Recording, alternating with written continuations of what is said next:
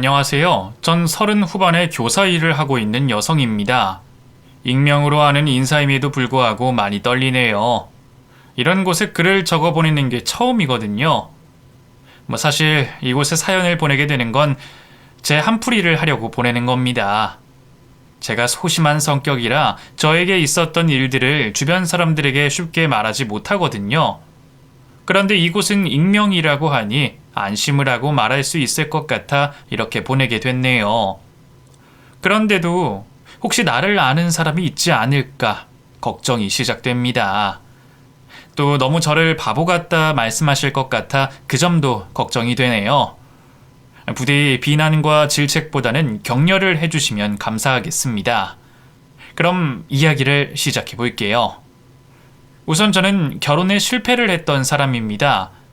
20여 년 넘게 좋은 사람이라고 생각했던 전 남편이 알고 보니 쓰레기라는 걸 직접 확인하게 되면서 이혼을 선택하게 됐죠.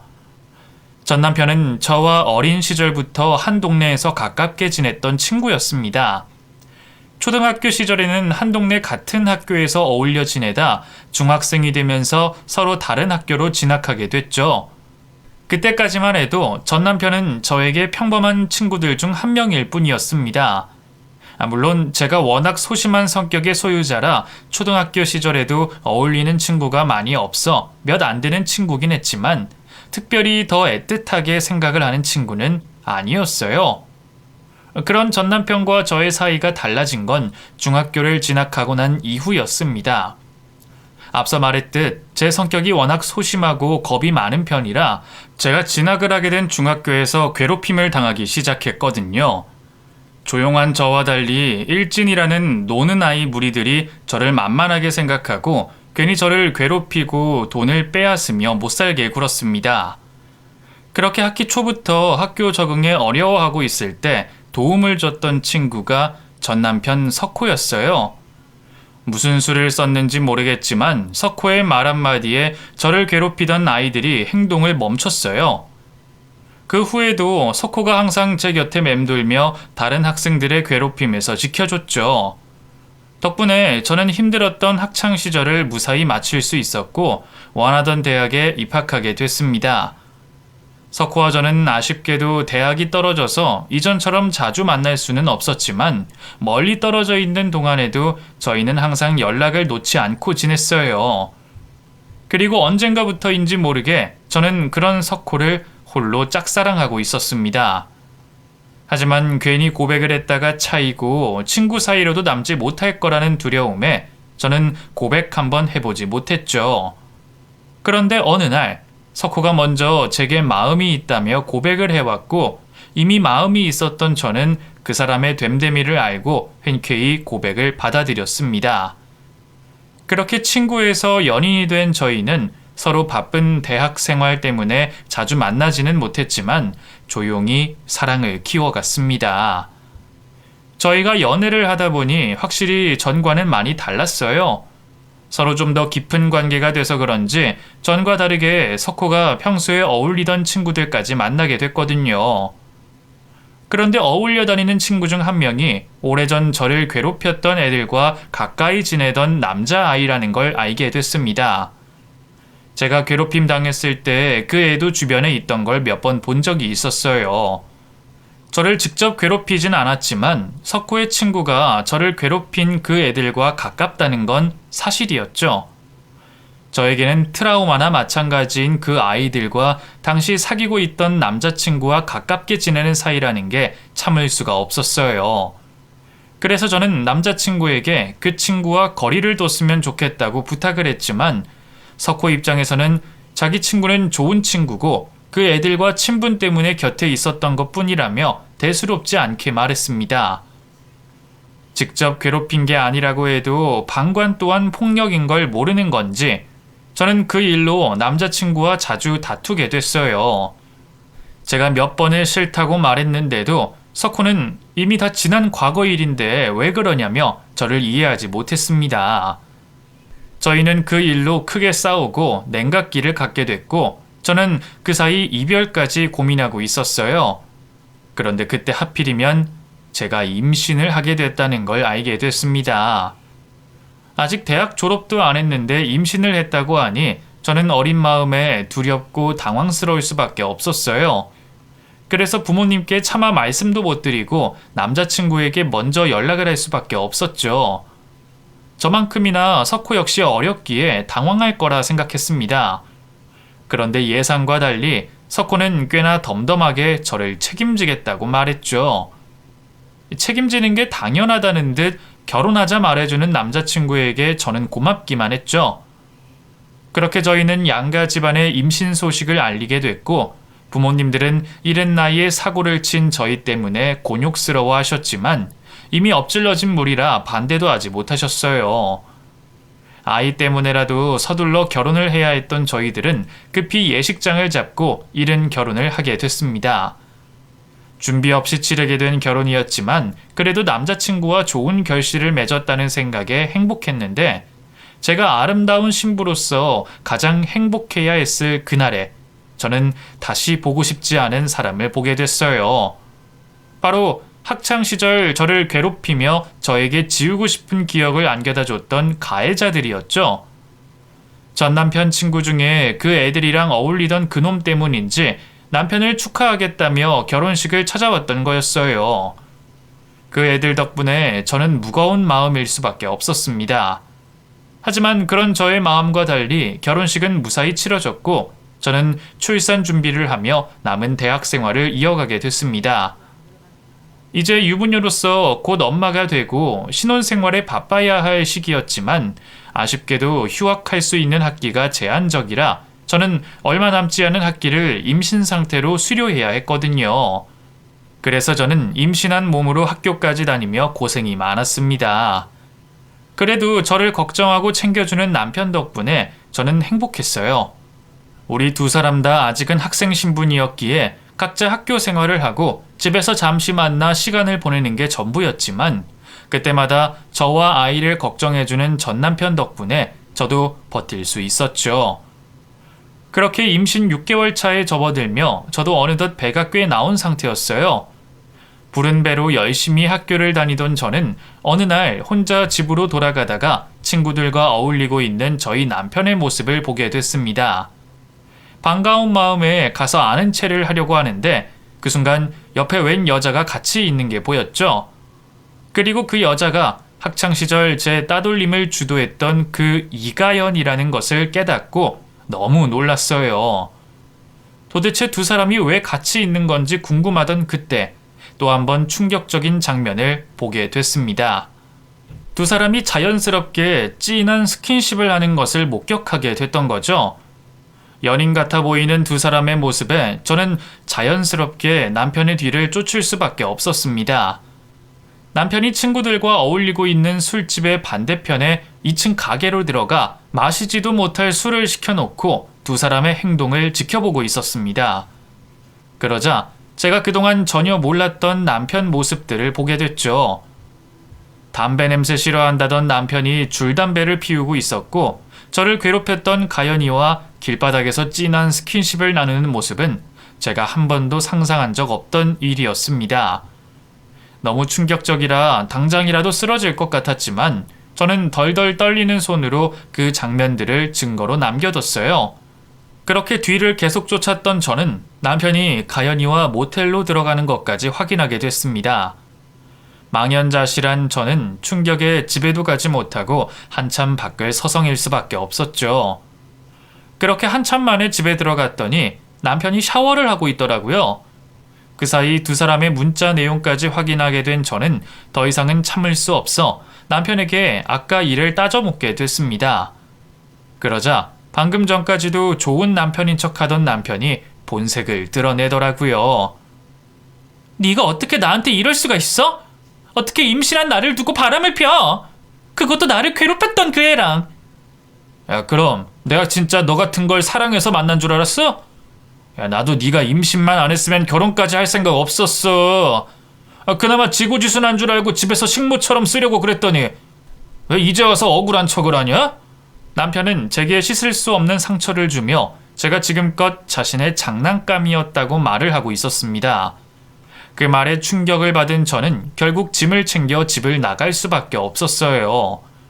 하지만 남편이 저를 못 가게 붙잡았고 저는 저를 잡아채는 남편과 몸싸움을 벌이다가 그만 배에 큰 충격을 받고 자리에 주저앉고 말았습니다. 배를 찢는 듯한 어마어마한 통증에 급히 병원으로 옮겨졌지만 안타깝게도 뱃속의 아이는 결국 사산되고 말았어요. 이혼을 하더라도 아이는 지키고 싶었는데 반년이나 품은 아이를 허망하게 보내야 한다는 게 믿어지지 않았습니다.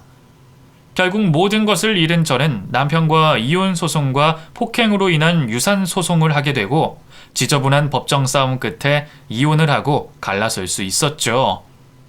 어린 나이에 유산과 이혼이라는 감당하기 힘든 일을 겪은 저는 그 후로 쉽게 일상생활을 할 수 없었습니다. 매일 뱃속에 품고 있던 아이 생각이 떠올라서 잠도 오지 않았어요. 이렇게 살다가는 저도 그냥 죽겠다 싶은 두려움에 저는 잠시라도 그 일을 잊으려 임용고시 준비를 하게 됐습니다. 이혼의 아픔 때문에 나가지도 않고 골방에만 틀어박혀 있던 저는 매일 쉬지 않고 공부만 할 수 있었고 덕분에 그 어렵다는 임용고시에 단번에 합격하게 됐죠. 그렇게 시험을 패스한 저는 아이들을 가르치는 초등학교 교사가 될 수 있었습니다. 너무 큰 일을 겪었지만 그 사이 저도 조금은 버틸 힘이 생겼고 천진난만한 아이들을 가르치다 보니 마음의 여유도 생기는 것 같았어요. 순수한 아이들 사이에서 분노로 불신으로 가득한 저의 마음이 자연스럽게 치유되는 듯 했죠. 그렇게 저는 제 직업에 만족하고 있었어요. 그러다 또 새로운 학기가 시작됐습니다. 이번 학기에는 제가 1학년 담임을 맡게 됐어요. 이제까지는 고학년 위주로 담임을 맡아왔었는데 처음으로 맡게 된 학년에 기대가 많이 됐죠. 선생님들은 장단점이 있다고 했는데 저로서는 순수한 아이들과 함께 시간을 보낼 수 있어서 좋기만 했습니다. 그러다 굉장히 흥미있는 사실을 알게 됐어요. 우리 반 학생 중 한 아이가 저와 인연이 깊은 사람들의 자식이더라고요. 바로 저에게 씻을 수 없는 상처를 줬던 전남편과 끔찍한 학창시절의 기억을 만들어주고 전남편과 바람을 피웠던 가연이가 학부모로 있었던 겁니다. 그 사실을 알고 미친 사람처럼 빈 교실에서 한참 동안 웃었죠. 두 사람이 끝내 결혼을 하고 아이를 가졌다는 게 화가 치밀어 오르면서도 재밌더라고요. 그리고 이렇게 만나게 된 걸 고맙다고 해야 할까요? 악연이 이어지는 게 즐겁기만 했습니다. 자신의 아이를 가르치는 선생이 된 저를 보고 두 사람이 어떤 표정을 짓게 될지 기대가 되더라고요.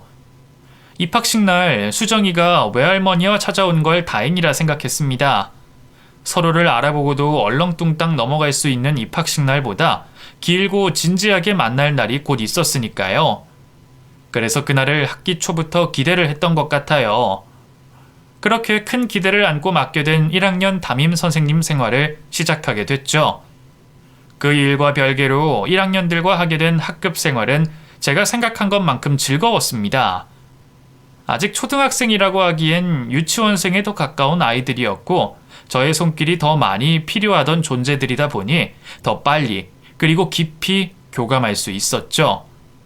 그러다 저희 같은 선생님들에게는 1년 중 가장 큰 일이라고 할 수 있는 학부모 참관 수업 날이 됐습니다. 아이들에게 가르치는 수업 방식을 보여드릴 뿐더러 학부모님들과 상담도 하는 날이라 이것저것 준비할 것도 많고 확인해야 하는 것도 여럿이었죠.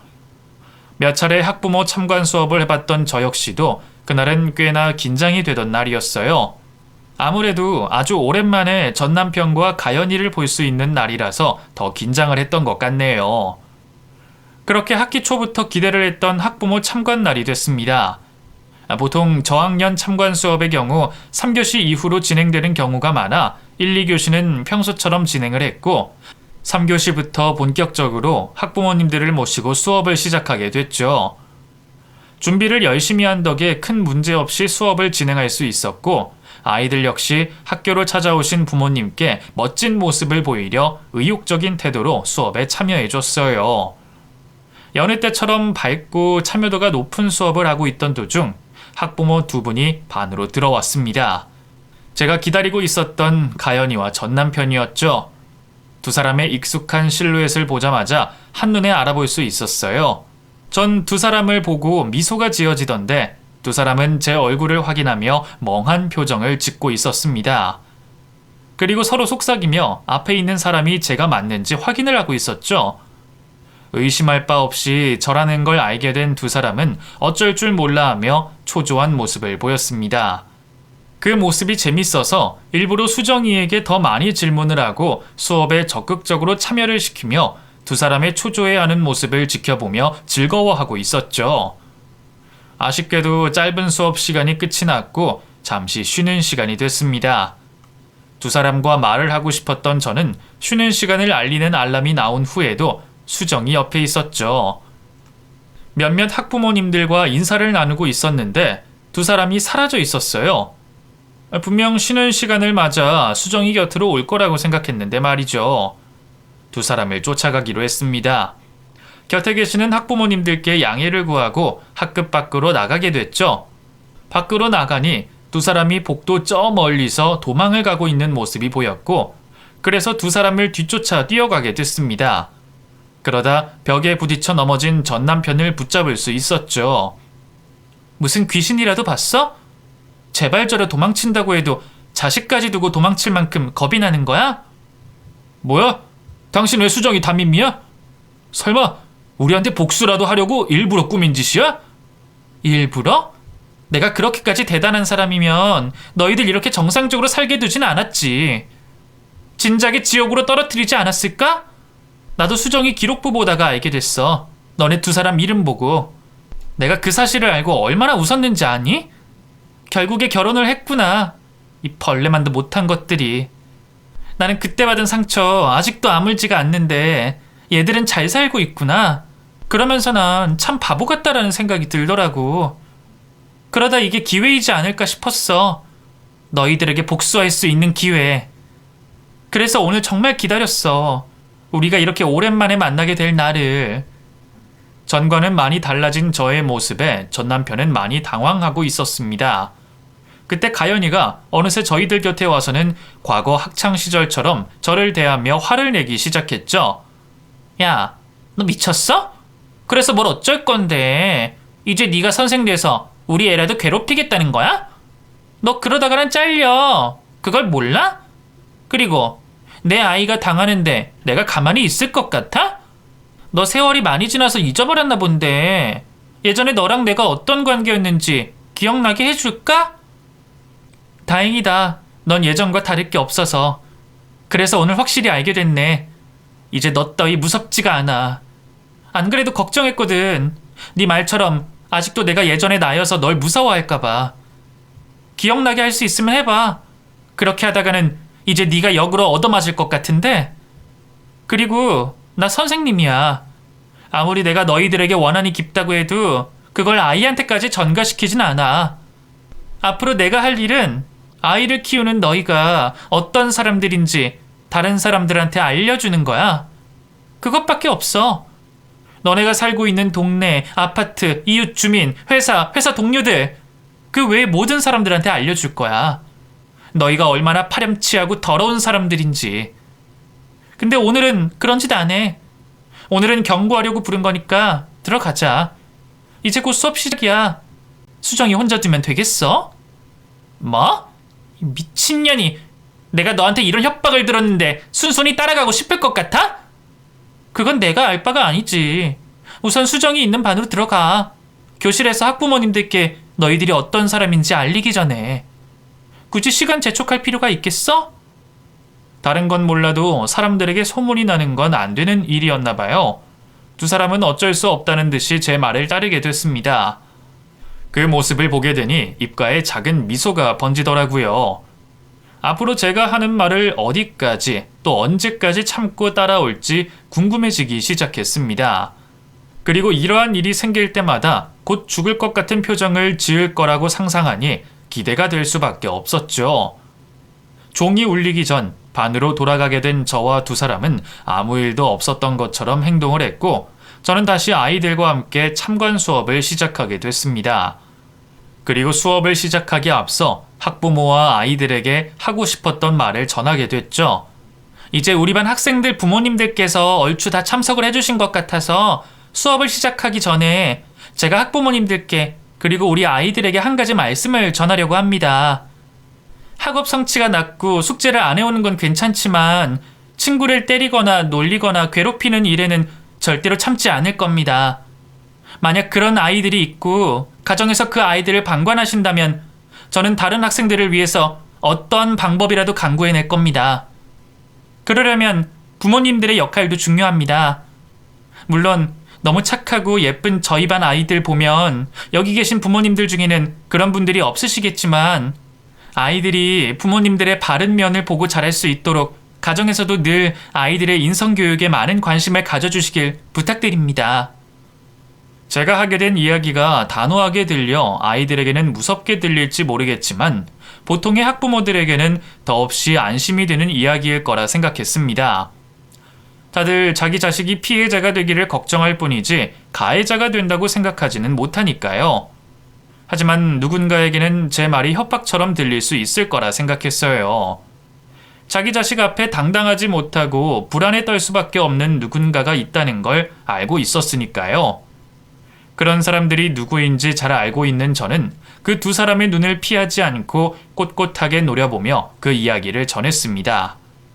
아니나 다를까 찔리기는 하는지 전 남편과 가연이는 제 눈을 피해버리고 말더라고요. 이후 참관 수업을 마치게 됐고 수업에 참관을 해주신 학부모님들과 다 같이 하는 상담 겸 질의응답 시간을 가지게 됐습니다. 저를 마주하는 게 껄끄러울 텐데도 다행히 전 남편과 가연이도 끝까지 남아있어 줬죠. 그렇게 공동 상담 시간까지 마치게 되며 참관 수업은 마무리가 됐습니다. 이후 몇몇 학부모님들께서 반에 남아 개인 상담을 원하셨는데 전 남편과 가연이는 서둘러 자리를 떠나려고 하는 거예요. 하지만 저는 두 사람을 호락호락하게 보내줄 생각이 없었죠.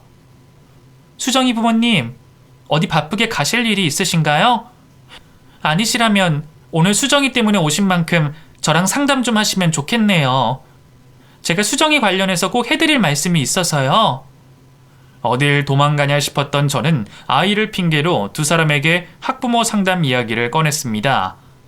제가 두 사람을 콕 집어 이야기하자 다른 학부모들 모두 두 사람을 주목할 수밖에 없었고 다른 학부형들의 보는 눈이 있는 만큼 두 사람도 그냥 내빼지는 못하겠던지 난처하다는 표정을 지으며 어쩔 수 없이 상담을 하겠다고 답을 해왔습니다.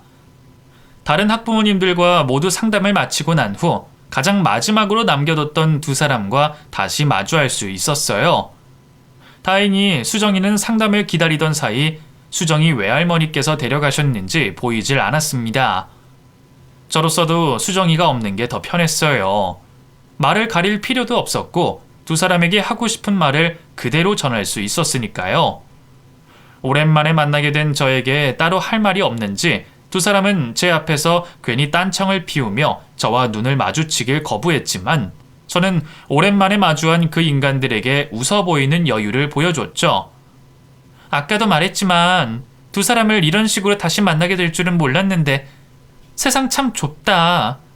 두 사람도 그렇게 느끼지? 솔직히 너희 둘이 결혼까지 할 줄은 몰랐어. 다시 생각해도 놀라워. 가연이 너야 오매불망 석호 바라봤다고 해도 석호 네가 가연이와 끝까지 갈 줄은 몰랐네. 그리고 너희 부모님들도 참 대단하시고 그때 바람핀 걸로 그 난리가 났는데 기어이 두 사람을 결혼까지 시키셨구나. 이런 게 진짜 사랑인가? 그래도 정말 다행이야. 그런 일까지 버려놓고 설마 다른 사람 만나는 건 아닌가 싶어 걱정했거든. 너희들 같은 것들이 방생돼서 또 누구한테 피해줄까 걱정했었어. 근데 안 헤어지고 오래오래 붙어있어서 참 다행이네. 늦었지만 두 사람 결혼 축하해. 그래서 그 말하려고 우리 두 사람 보고 남으라고 한 거니? 너 우리 아이 선생님 거 가지고 복수하려고 칼을 가는 것 같은데. 그래, 너 하고 싶은 대로 많이 해. 우리도 다 방법이 있거든. 이사를 가든지 학교 전학을 보내든지 수정이가 이 학교 안 다니게 하면 그만이니까. 자, 이제 뭘 가지고 까불래? 이제 내가 다시 무서워지기 시작하니? 그래, 은경아. 이 사람 말처럼 우리도 방법이 영 없는 것도 아니야. 우리가 웃으면서 볼 사이는 아니지만 굳이 이렇게까지 일꼬아 놓을 필요는 없잖아. 너나 우리나 이제 각자 삶 살면 되는 건데 괜히 문제 생기게 하지 말고 넌 우리 수정이 담임 선생님이 일에만 집중해줘. 그러면 우리도 이번 일 문제 삼지 않을 테니까.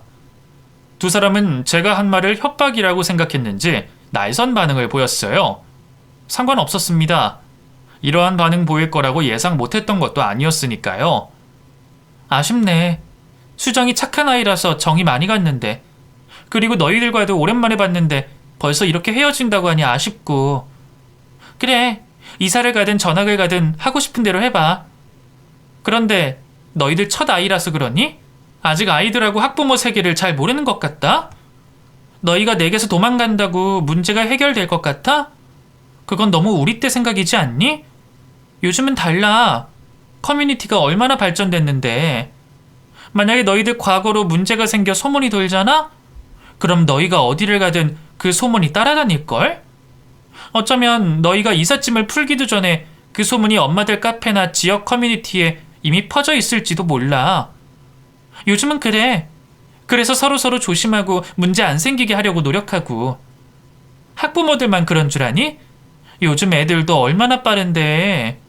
수정이도 휴대폰 있더라? 거기서 애들끼리 연락하는 거 못 봤니? 애들도 그 정도는 해. 그래서 너희들 소문이 돌고 난 뒤 너희가 아무리 쉬쉬하려고 해도 애들 귀까지 들어가는 건 시간 문제일 뿐이라고. 농담인 것 같으면 한번 직접 확인해봐. 최근에 또 이전에 무슨 일들이 있었는지, 그리고 얼마나 소문이 빠른지 너희도 한번 생각해 볼래? 다른 학부모가 돼서 부모 둘이 있는데 한 명은 학창시절 일진놀이에 학교 폭력까지 했었고 유부남과 그렇고 그런 사이였다고 하네? 또 한 명은 그런 년 만나는 것도 모자라서 임신한 아내 밀쳐내서 뱃속에 아이 사산하게 만들었고 그 두 사람이 결혼을 했고 아이까지 낳았어.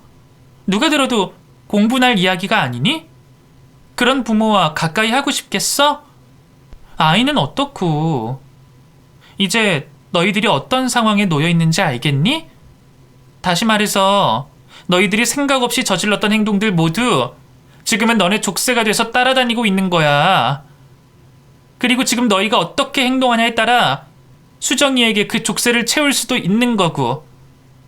이렇게 될 줄 몰랐지? 아니지. 이렇게 된다는 걸 알았어도 너희들은 똑같이 행동했을 거야. 쓰레기들이니까. 자신들의 과거가 끝까지 쫓아다닐 거라는 말에 두 사람은 눈치를 보며 저에게 어떤 대꾸도 못하고 있었습니다. 방금 전까지 자신있게 하고 싶은 대로 다 하던 당당함은 없어진 채 말이죠. 두 사람 입에서 어떤 말이 튀어나오게 될지 궁금해 뚫어지게 쳐다보고 있었습니다. 그러자 더는 저의 심기를 거스르면 안 된다고 생각한 건지 가연이가 먼저 잘못했다며 용서를 구하기 시작했어요. 은경아, 그럼 내가 어떻게 하면 화가 풀릴까? 내가 미안해. 학창시절 일도 그렇고 석호 일도 그렇고 너한테 큰 상처가 됐다는 걸 이제야 깨달았어. 내가 어떻게 하면 그 화가 풀리겠니? 내가 했던 행동들처럼 네가 때리면 맞고만 있을게. 그리고 내가 뺏어간 돈들 이제까지 쳐서 갚아 나가도록 할게. 네 말대로 우리 다른 사람들에게 알려지면 부끄러운 인생 살아왔어. 인정해. 근데 우리 수정이는 아무 잘못 없잖아. 부모 잘못 만난 거 빼고. 나랑 이 사람 수정이 낳고 나서는 많이 변했어. 좋은 사람은 될 수 없겠지만 그래도 다른 사람들한테 피해는 주지 않으려고 해. 우리 딸을 위해서. 그러니까 우리 수정이 위해서라도 제발 용서 좀 해줘라. 부끄러운 과거라는 걸 이제서야 깨달은 거야? 그리고 변했다고? 너희가? 방금 전까지 보기에는 똑같이 보이던데 변한 게 아니라 더는 예전처럼 살 수가 없는 거겠지. 이제 그런 짓 하고 다니면 손가락질 받는다는 걸 아니까. 용서해 주라고? 내 화를 풀어주겠다고? 나도 알고 싶다. 어떻게 하면 내 속에 있는 화가, 상처가 풀리고 나을 수 있는지. 너가 말한 것처럼 널 때리고 욕하고 괴롭힌다고 풀리는 화였으면 진작에 했어. 지금부터 시작할 괴롭힘은 나도 억지로 해보는 거야. 내 속이 풀리지 않는다는 걸 나도 아니까.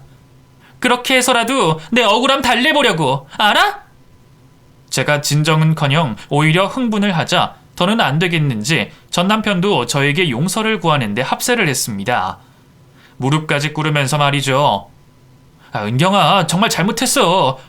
그래, 네 마음이 편한 대로 해. 대신에 제발 소문만은 내지 말아줘. 네가 뭘 시키든 불만 가지지 않고 할게. 수정이 이 학교 졸업하는 날까지, 아니 수정이가 성인이 될 때까지 네가 어떤 짓을 하든 당하고만 있을게. 네 말대로 우리 용서받을 수 없는 짓 했어. 특히 나는 더 그래. 우리가 행복하면 안 된다는 거 이제 알았어. 그러니까 네가 시키는 대로 살게. 대신 제발 우리 수정이만 문제없이 잘 자랄 수 있게 도와줘. 나중에 수정이가 다 자라면 우리 입으로든 아니면 네 입으로든 우리가 저지른 잘못된 말해도 좋으니까 제발 소문만은 참아줘. 여보 뭐해? 당신도 얼른 무릎 꿇고 빌어. 무릎을 꿇고 손을 싹싹 빌며 눈물과 콧물을 흘리고 있는 두 사람을 보아하니 불편하다 못해 역겹기까지 했어요. 이런 모습을 보게 되면 재미있을 줄 알았습니다. 저 역시도 두 사람이 저에게 했던 것처럼 아무 저항 못하는 모습을 보며 흥분될 거라고 생각을 했었죠. 그런데 오히려 기분이 나쁘더라고요. 역겨워서 메슥거렸죠. 갑자기 허탈한 기분이 밀려들기 시작했습니다. 나라는 사람은 결국 두 사람처럼 될 수 없다는 생각에 말이죠. 속 시원하게 두 사람을 내 하인 부리듯 가지고 놀고 싶었는데 두 사람을 코앞에 두고도 그럴 기분이 들지 않다니 제 성격이 원망스러워지더라고요. 또 두 사람이 꼴도 보기 싫었습니다. 젊었을 적 못된 짓은 다 하고 다녀 놓고 이제 와서 자식 생각한다고 눈물 콧물 흘리며 빌빌대는 모습을 보니까 말이죠. 그 순간 복수를 하겠다는 마음을 버렸습니다. 바라는 게 있다면 이 벌레만도 못한 것들과는 더는 마주치기가 싫었죠. 가식적이고 역겨우니까 그만 징징거려. 방금 전까지만 해도 너희들 내 발밑에 두고 밟아주고 싶었는데 울고 있는 꼴 보니까 역겨워서 그런 생각도 안 든다. 그냥 내 눈앞에 다시는 띄지 마. 학교 행사든 학부모 상담이든 너희가 오지 말고 그냥 가연히 너네 어머니 불러. 만약에 내 눈앞에 얼쩡거리거나 오늘 일 가지고 복수하려고 든다면 나 너희들 딸이 어떻게 되든 간에 신경 안 쓰고 다 말할 거야. 그때는 너희가 울고불고 역겨운 짓 더 한다고 해도 안 참아. 그때는 외국으로 가든 이사를 가든 너 죽고 나 죽자는 식으로 할 거니까. 알겠어? 그리고 혹시나 해서 하는 말인데 나 수정이한테는 아무런 감정 없어.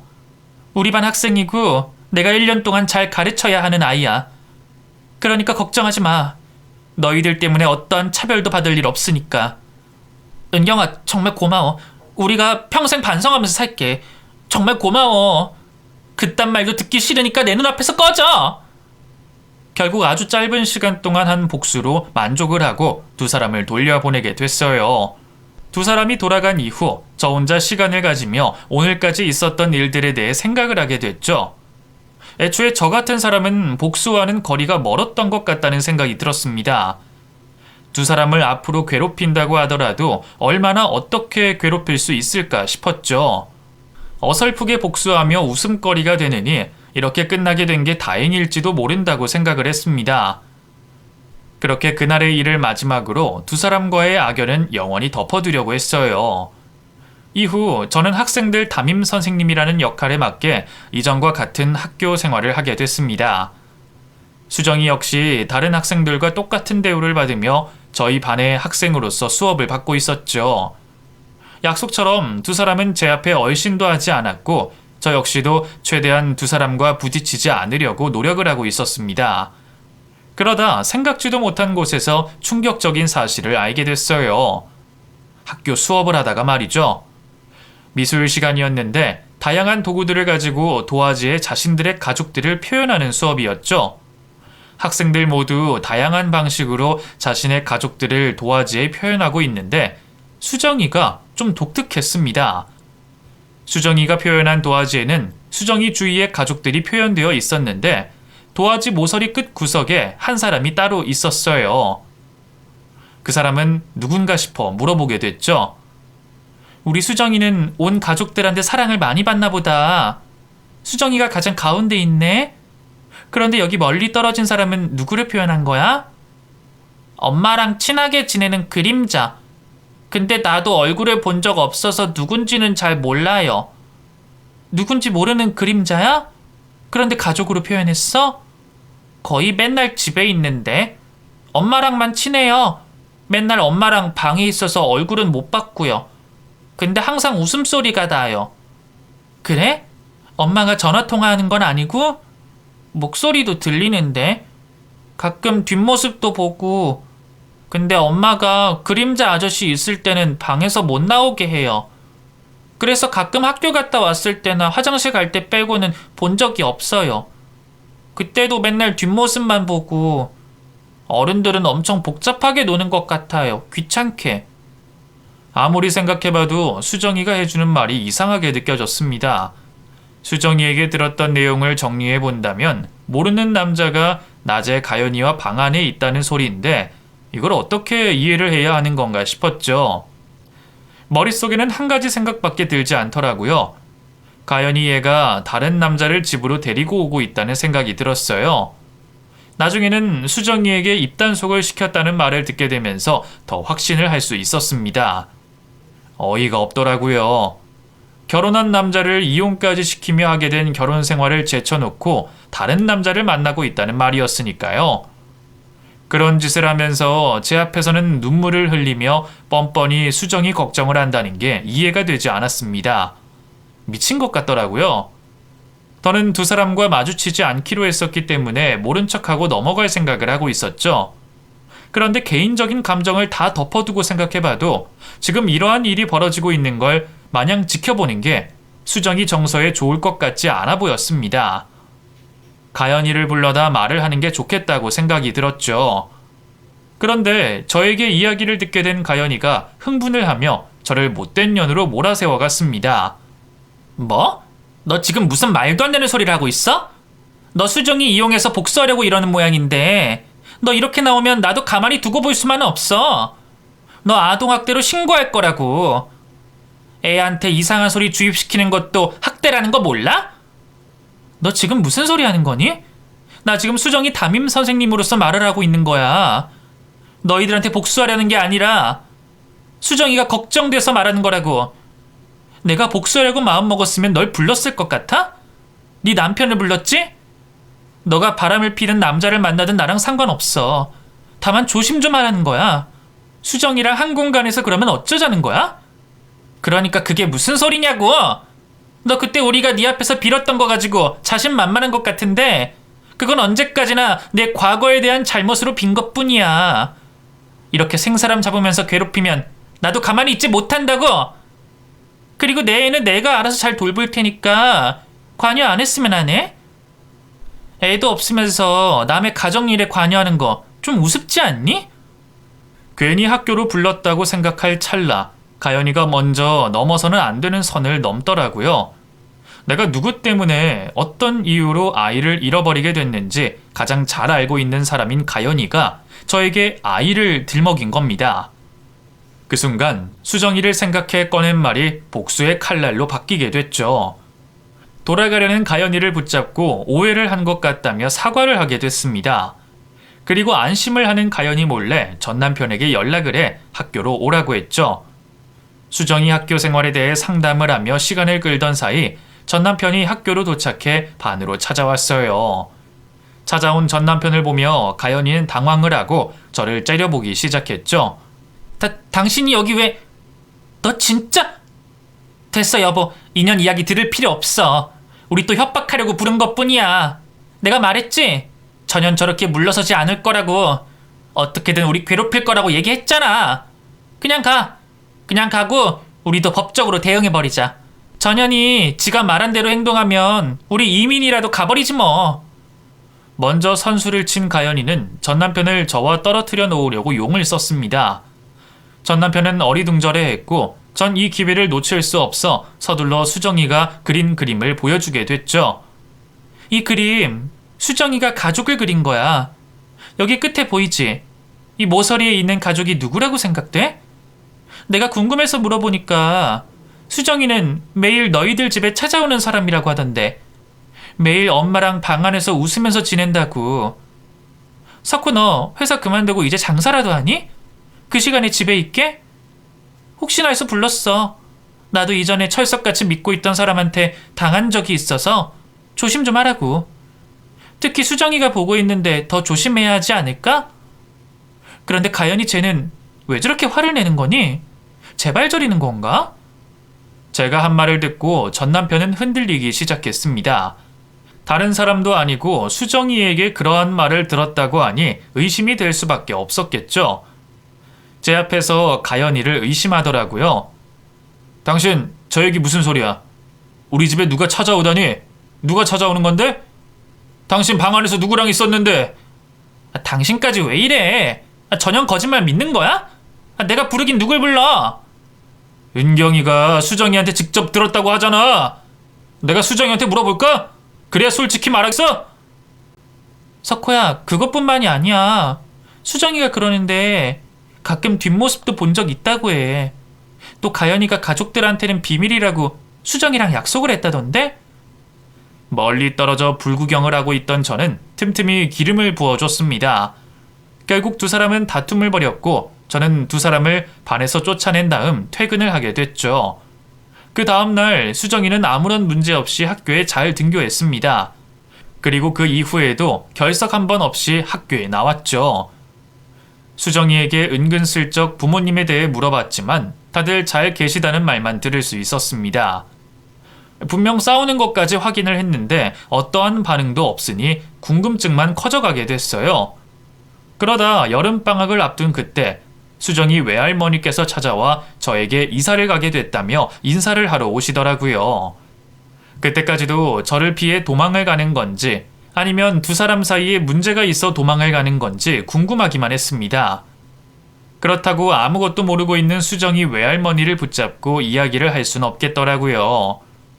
얼마 뒤 수정이는 학교 친구들과 작별 인사를 하고 전학을 가게 됐고 그 뒤로 가연이와 전 남편에 대한 이야기는 알 수가 없었습니다.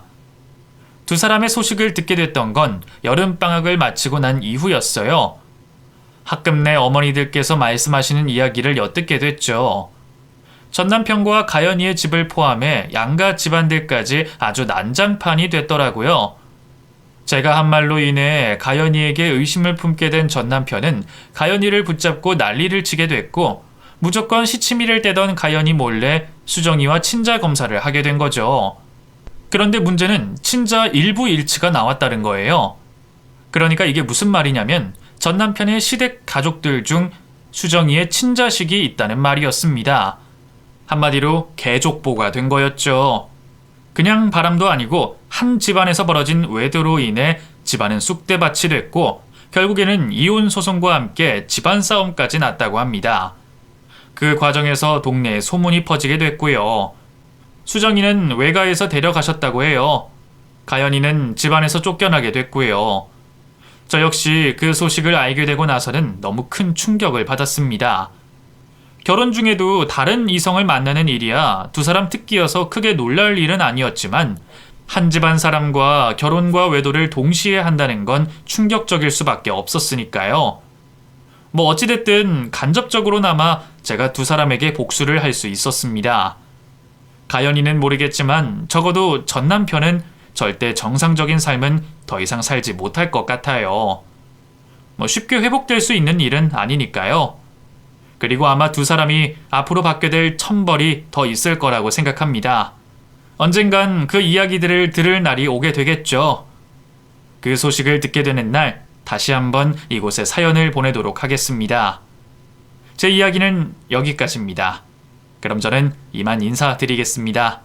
들어주셔서 감사합니다.